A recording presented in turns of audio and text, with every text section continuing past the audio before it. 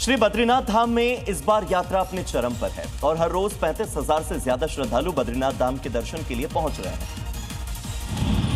वहीं हाईवे पर वाहनों की लंबी लंबी कतारें देखी जा रही हैं और जोशीमठ से लेकर मारवाड़ी तक हर दिन जाम की समस्या बनी हुई है। बद्रीनाथ धाम की पार्किंग से लेकर माणा गांव तक सिर्फ गाड़ियों की लाइन नजर आ रही है।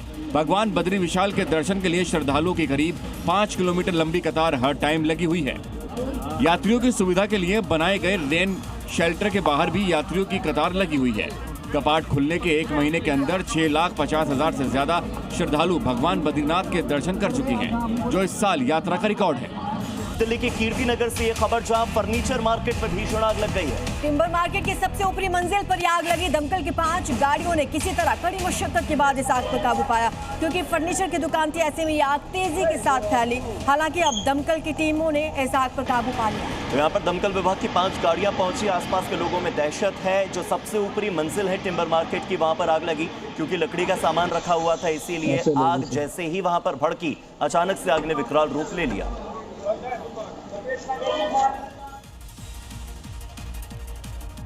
तो गाजियाबाद के लोनी इलाके से बड़ी खबर है, जहां पर डंपिंग ग्राउंड में अचानक से भीषण आग लग गई। कूड़े के ढेर से जहरीला धुआं निकल रहा है और आसपास लोगों को परेशान कर रहा है। आसपास की कॉलोनीज में रहने वाले लोगों को अब सांस लेने में तकलीफ हो रही है। इसके साथ आंखों में जलन और उल्टी जैसी शिकायतें भी हो रही हैं। गाजियाबाद के लोनी इलाके से बड़ी खबर, जहां पर डंपिंग ग्राउंड में अचानक से भीषण आग लग गई और जलते कूड़े से जो जहरीला धुआं, केमिकल वाला धुआं निकल रहा है, मीथेन गैस का रिसाव हो रहा है। इस वजह से लोगों को सांस लेने में तकलीफ हो रही है।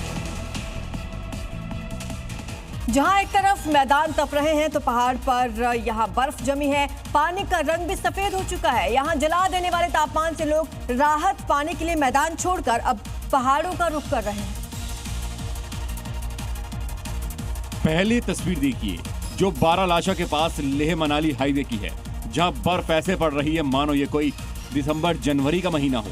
लेकिन ये मई है और इस मई में आसमान से पानी की बूंदें जमकर पहाड़ों का श्रृंगार कर रही हैं।